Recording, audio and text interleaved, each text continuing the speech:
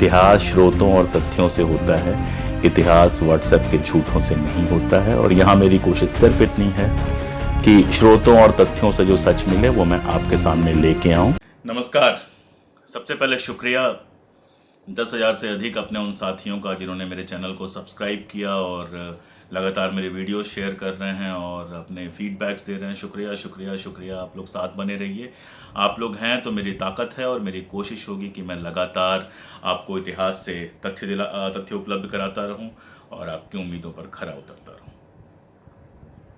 जैसा मैंने वादा किया था, आज मैं शुरू कर रहा हूं कश्मीर का इतिहास। ये एक नई सीरीज है और आप जानते हैं कि कश्मीर का इतिहास इतना आसान नहीं है और इतना छोटा नहीं है। हालांकि मैंने 2 किताबें लिखी हैं कश्मीर पर, एक कश्मीर नामा और दूसरा कश्मीर और कश्मीरी पंडित। ये दोनों किताबें अमेज़न पर हैं, ये दोनों किताबें ऑडिबल पे हैं और कश्मीरी पंडित जो है वो स्टोरी टेल पे है। इसकी किंडल भी है इसका, तो आप अगर पढ़ना चाहें तो पढ़ सकते हैं। ज़ाहिर तौर पे किताब में जितना सूचनाएं जितनी और जितना ज्ञान मिलेगा उतना वीडियो से तो नहीं मिल सकता। फिर भी मेरी कोशिश होगी कि शुरुआत से लेकर अंत तक का धीरे धीरे धीरे आपको पूरा इतिहास बताऊं। और शुरुआत मैं कर रहा हूं मिथकों से। देखिए, मिथक बड़ी रोचक चीज होते हैं। एक बात तो यह कि नाम से ही स्पष्ट है कि वो इतिहास नहीं है, मिथक है। तो कहानियां हैं, किस्से हैं, लेकिन इन मिथकों के बनने का जो पूरा प्रोसेस होता है और इन मिथकों का जो पॉलिटिकल इंपॉर्टेंस होता है, इसमें जो पॉलिटिकल मैसेज होता है वो बड़ा महत्वपूर्ण है। और इसलिए मैं इस पर अभी बात करूंगा और आगे धीरे धीरे जैसे इतिहास में हम आगे बढ़ेंगे इन किस्सों का मतलब भी समझाने की कोशिश करूंगा। तो कश्मीर का पहला जिक्र जो आता है वो नीलमत पुराण में आता है और नीलमत पुराण में कश्मीर के उत्पत्ति की कथा है। जी, बिल्कुल चौंकिए मत। उत्पत्ति की कथा है कि कश्मीर पैदा कैसे हुआ। तो हुजूर आला किस्सा कुछ यूं है कि वहां पर जहां आज कश्मीर है वहां एक बड़ी विशाल झील हुआ करती थी, सतीसर। सतीसर झील के अंदर नाग रहा करते थे और वहां रहा करता था एक राक्षस जिसका नाम था जलोद्भव। अब जलोद्भव जो था उसको ये आशीर्वाद मिला हुआ था कि पानी के अंदर उसको कोई नहीं मार सकता है, तो नागों को वो परेशान करता रहता था। नाग उसका कुछ बिगाड़ नहीं सकते थे। तो अंततः क्या किया उन्होंने प्रार्थना की कश्यप से, कश्यप ऋषि से। अब माना जाता है कि जो ऋषि कश्यप हैं वो नागों के तो पिता थे और ब्रह्मा के पुत्र थे। तो कश्यप ऋषि ने ये सिफारिश जो है वो ब्रह्मा के पास पहुंचाई। ब्रह्मा ने ब्रह्मा विष्णु महेश से बात की और तय ये किया गया कि जो कृष्ण के भाई हैं बलराम, उनको वहां भेजा जाए कि वो नागों को इस मुसीबत से मुक्ति दिलाए। तो उन्होंने उस मुक्ति को संभव करने के लिए क्या किया, वो गए वहां, देखा कि चारों तरफ बड़े बड़े पहाड़ थे और बीच में ये झील थी। झील में जलोद्भव था और जलोद्भव आप जानते हैं पानी के अंदर उसको मारा नहीं जा सकता था। तो उन्होंने क्या किया, पहाड़ में छेद कर दिया। किससे? वो जो हल उनका हुआ करता है। आप जानते हैं कृष्ण के जो भाई हैं बलराम, उनका जो हथियार है वो हल है।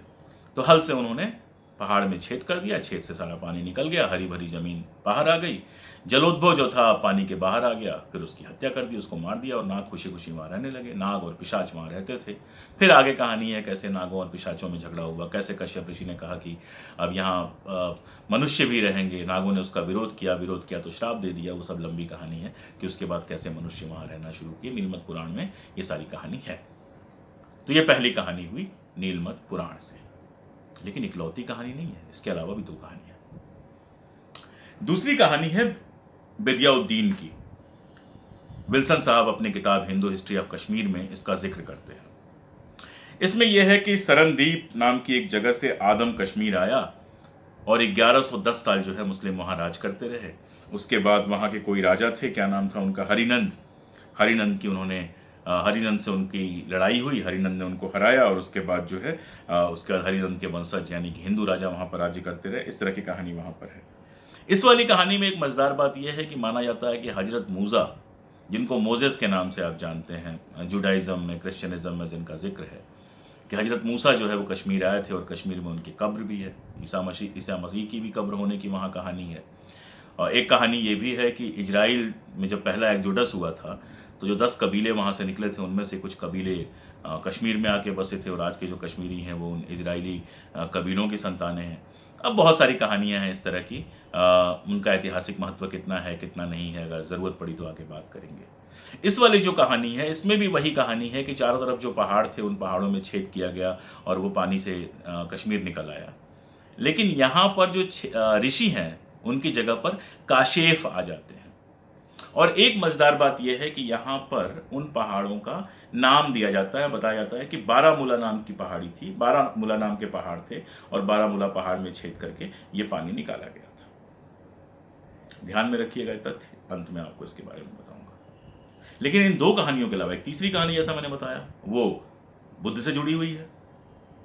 बताया जाता है कि उदयन नाम का एक नाग था, वो बहुत परेशान कर रहा था, तो बुद्ध जो है उसको वश में करने के बाद हवाई मार्ग से, यानी उड़ते हुए मध्य भारत की तरफ लौट रहे थे, तो कश्मीर रास्ते में पड़ा। कश्मीर को देख के जो उनके साथ थे, उनसे उन्होंने कहा कि 500 साल बाद एक अरहत जो है वो आएगा और वो कश्मीर पे राज्य करेगा और मेरी शिक्षाओं का वहां पर प्रसार करेगा।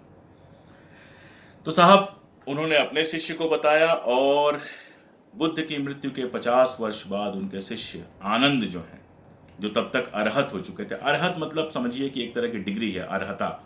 तो बुद्धिज्म में जो एक लेवल तक ट्रेंड हो जाते हैं, उनको अरहत कहा जाता है। तो आनंद नाम के जो अरहत हैं, वो कश्मीर आए और उन्होंने तय किया कि कश्मीर पर हम राज करेंगे। तो उसके लिए उन्होंने क्या किया कि उन्होंने जंगल में एक पीठ बना ली। उस नदी के पास वो जो झील थी, उस झील के पास जंगल में अपनी पीठ बना ली। वहाँ पे साधना करने लगे, चमत्कार करने लगे। जब साधना और चमत्कार करने लगे तो नाग उनसे मिलने आते थे और उन नागों ने जो है उनसे बाकायदा शिक्षा ली और फिर कहा कि आप जो है जो चाहे वो हमसे मांग लीजिए। तो आनंद ने कहा कि ठीक है, ये झील है, उसमें घुटने भर बैठने की हमें जगह दो। उन्होंने कहा बिल्कुल बिल्कुल, घुटने तक बैठने की आप जगह ले लीजिए। अब उन्होंने जब वो झील में बैठे तो उन्होंने अपना शरीर इतना बड़ा कर लिया कि पूरे झील पे उनका कब्जा हो गया, यानी उनका पूरा शरीर उस झील के बराबर हो गया। तो इस तरह वो झील का पानी ख़त्म हो गया, वहाँ धरती बनी और वहाँ पे जो नाग रहते थे उनको बुद्धिज़्म की उन्होंने शिक्षा दी और उन्होंने कहा कि जब तक बुद्धिज़्म यहाँ पे रहेगा कश्मीर फलेगा फूलेगा, जब बुद्धिज़्म नष्ट हो जाएगा तो कश्मीर भी नष्ट हो जाएगा। खैर, तीसरी कहानी ये है। तो इन तीनों कहानियों से आप क्या समझते हैं, क्या क्या समझ में आता है? जो मेरे समझ में आता है वो मैं आपसे शेयर करता हूँ। दरअसल इन तीनों धर्मों ने कभी न कभी कश्मीर में प्रभाव रखा है। इस्लाम ने भी रखा है, हिंदुइज्म ने भी रखा है, बुद्धिज्म ने भी रखा है। और इसीलिए इन तीनों ने अपने अपने हिसाब से अपने अपने नरेशन को सूट करने लायक किस्सा गढ़ा है। यही होता है। आमतौर पे होना ये चाहिए कि इतिहास को इतिहास की तरह देखा जाए, जैसा हुआ है वैसा देखा जाए। लेकिन जो भी शासक वर्ग होता है वो हमेशा कोशिश करता है इतिहास को अपने तरीके से देखने की, अपने तरीके से एनालाइज करने की, ताकि वो भविष्य को प्रभावित कर सके। खैर, साइंस क्या कहता है? बेहद मजेदार बात है। साइंस मानता है कि वाकई जहाँ पर आज कश्मीर वैली है, जहाँ पर आज कश्मीर घाटी है, वहाँ एक ज़माने में पानी ही पानी था और फिर किसी वक्त भूकंप की वजह से जो आसपास के पहाड़ थे उनमें दरार पड़ी, उन दरारों से पानी सारा निकल गया और कश्मीर की वो हरी भरी घाटी सामने आई।